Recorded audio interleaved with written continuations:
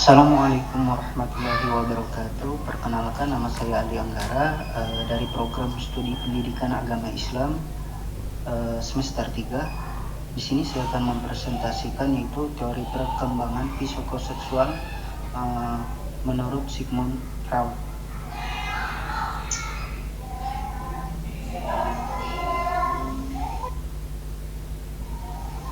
Di sini ada perkembangan psikoseksual menurut Sigmund Freud. Di sini ada latar belakang beliau, yaitu yang dimana beliau ini bernama Sigmund Freud, lahir pada 6 Mei 1856 di Freiburg.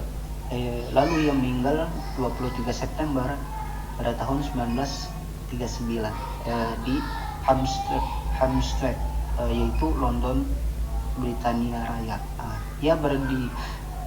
Ia pendiri psikoanalisis dalam bidang ilmu psikologi. Nah, ayahnya yaitu bernama Jacob Freud. Nah, beliau ini adalah seorang pedagang wool yang memiliki 3 istri dan banyak anak. Salah satunya Sigmund, yang dimana beliau ini adalah anak ke-8 dari 11 bersaudara dalam keluarga tersebut. Nah, namun hanya beberapa saudara yang selamat hingga dewasa. Nah, Freud dibesarkan dalam lingkungan yang cukup terdidik, meskipun keluarga beliau ini menghadapi beberapa kesulitan finansial. Meski berasal dari keluarga Yahudi, ayahnya berusaha memberikan pendidikan yang baik kepada anak-anaknya. Ibunya yang bernama Amalia adalah istri kedua Jacob Freud dan sangat mendukung pendidikan Sigmund Freud. Dikenal dekat dengan ibunya. Nah, yang memberinya perhatian lebih, terutama karena ia adalah anak terakhir dalam keluarga tersebut. Sigmund Freud, seorang psikolog terkenal, mengembangkan teori perkembangan psikoseksual yang berpengaruh dalam memahami bagaimana kepribadian manusia terbentuk sejak lahir. Teorinya menyatakan bahwa pengalaman di masa kanak-kanak memiliki peran penting dalam membangun karakter serta psikologis seorang di kemudian harinya. Nah, mungkin sebagian dari kita belum tahu apa sih perkembangan psikoseksual. Nah, menurut Freud, perkembangan psikoseksual dipengaruhi oleh dorongan seksual dan energi psikis yang terpusat pada daerah-daerah sensitif tubuh yang disebut zona Ehrlich. Perkembangan ini memainkan peran penting dalam pembentukan kepribadian dan tingkah laku individu.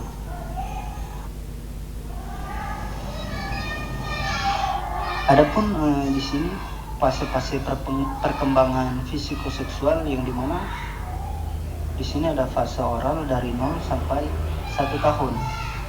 Nah, ciri-ciri fase oral yaitu yang dimana pada fase ini bayi terfokus pada kepuasan melalui mulut, seperti menusuk, menghisap, dan menggigit. Nah, perkembangan psikoseksual pada fase ini dapat mempengaruhi kepribadian dan tingkah laku di kemudian harinya. Yang dimana di sini ada kekurangan dan kelebihan fase oral. Yang dimana di sini kekurangannya seorang individu yang terhambat pada fase oral dapat berkembang menjadi orang yang mudah kecanduan, seperti merokok, makan berlebihan, atau minum minuman keras. Sebaliknya, kelebihannya jika fase ini berlangsung baik, dapat membentuk kepribadian yang optimis dan ramah. Adapun di sini yang kedua yaitu fase anal dari 1 sampai 3 tahun.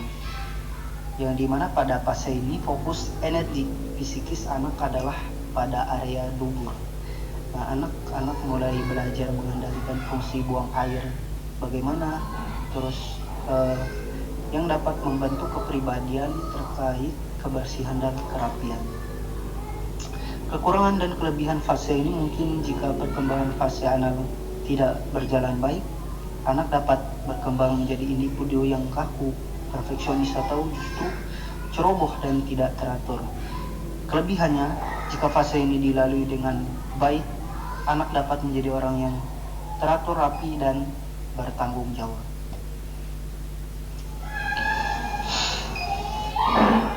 Adapun selanjutnya itu ada fase falik, yang dimana ada dari 3 tahun sampai 5 tahun. Fase ini anak mulai mengembangkan ketertarikan terhadap organ genital dan menyadari perbedaan jenis kelamin.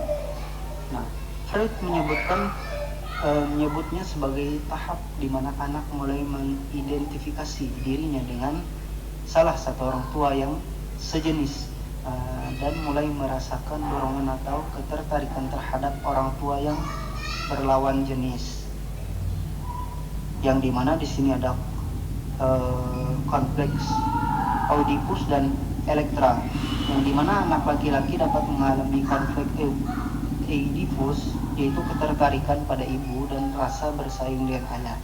Sebaliknya, anak perempuan dapat mengalami kompleks Elektra, yaitu ketertarikan pada ayah dan rasa bersaing dengan ibunya.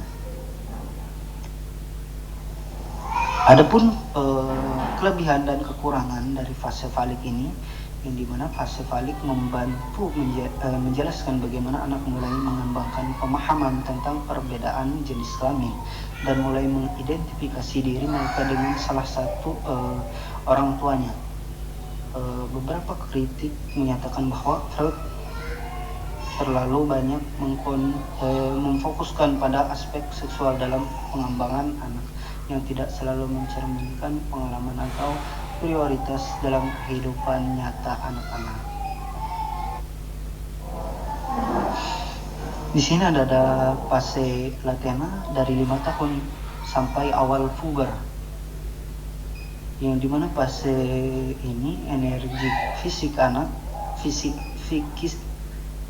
fisikis anak terlihat dari fokus seksual ke aktivitas lain seperti bermain, belajar, dan bersosialisasi. Minat seksual anak-anak cenderung tidur atau laten.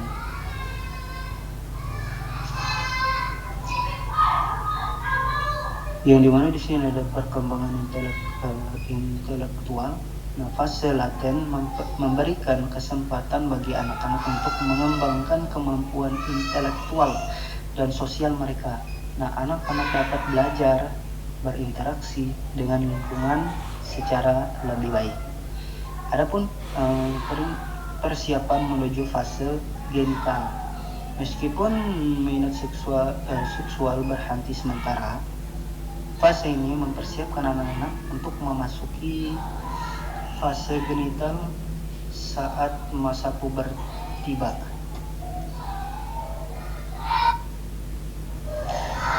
Di sini ada pun kekurangan dan kelebihannya.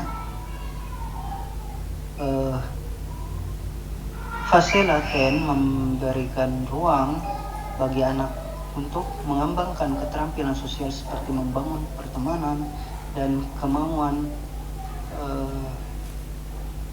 akademik atau intelektual.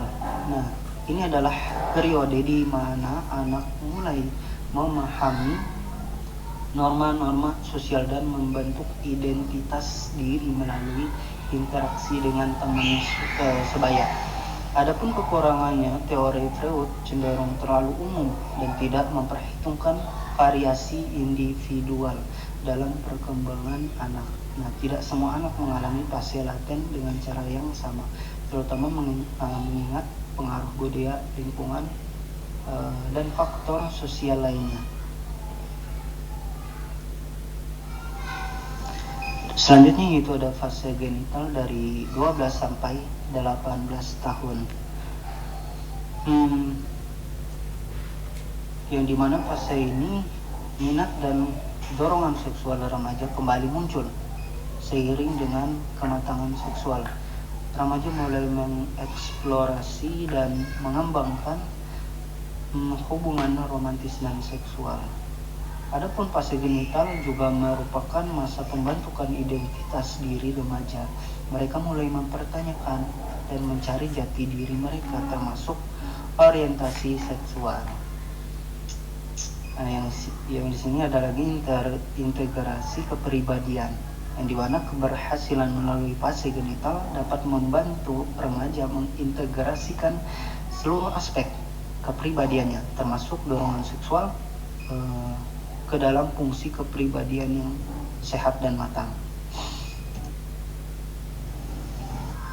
Adapun di sini ada kelebihan dan kekurangan fase genital. Fase ini kelebihan fase ini, individu juga mulai mengembangkan hubungan sosial yang lebih dewasa seperti persahabatan yang lebih intim dan hubungan romantis yang lebih mendalam. Mereka belajar untuk lebih memahami dan menghargai orang lain dalam konteks yang lebih matang dan jujur. Adapun kekurangan dari fase ini, yang dimana teori Freud sering dikritik karena terlalu berfokus pada aspek seksual dalam perkembangan psikologis. Nah, beberapa kritik menyatakan bahwa fase genital tidak cukup memberi ruang untuk memahami banyak aspek lain dalam perkembangan remaja, seperti perkembangan moral, sosial, dan emosional yang lebih kompleks. Di sini ada pandangan Islam terhadap teori psikoseksual Sigmund Freud, yang dimana di sini katanya cenderung kritis dan tidak sepenuhnya mendukung. Nah, Freud mengembangkan teori yang menekankan peran penting dorongan seksual dalam perkembangan psikologis individu, di mana ia berargumen bahwa banyak masalah psikologis berasal dari pengalaman seksual dan konflik yang tidak selesaikan sejak masa kanak-kanak. Secara keseluruhan, meskipun beberapa ide Freud terkait dengan pemahaman tentang psikologi manusia mungkin masih relevan, namun teori psikoseksualnya tidak sepenuhnya sejalan dengan pandangan Islam yang lebih menekankan moralitas, spiritualitas, dan pengendalian diri. Adapun di sini kesimpulan, teori perkembangan psikoseksual Sigmund Freud menjelaskan tahap perkembangan psikologis dan seksual manusia sejak lahir hingga dewasa. Setiap tahap memiliki fokus energi psikis yang berbeda dan mempengaruhi pembentukan kepribadian. Fase-fase kritis dalam pengembangan psikoseksual dapat terdampak jangka panjang pada kepribadian dan perilaku individu. Oleh karena itu, pengasuh dan lingkungan yang tepat pada masa kanak-kanak sangat penting. Terus pemahaman atas teori perkembangan psikoseksual dapat membantu kita memahami diri sendiri dan orang lain, serta memberi wawasan dalam mempraktikkan pengasuhan, konseling, dan psikoterapi. Mungkin itu saja yang bisa saya sampaikan. Kurang dan lebihnya mohon maaf. Saya tutup dengan mengucapkan Assalamualaikum warahmatullahi wabarakatuh.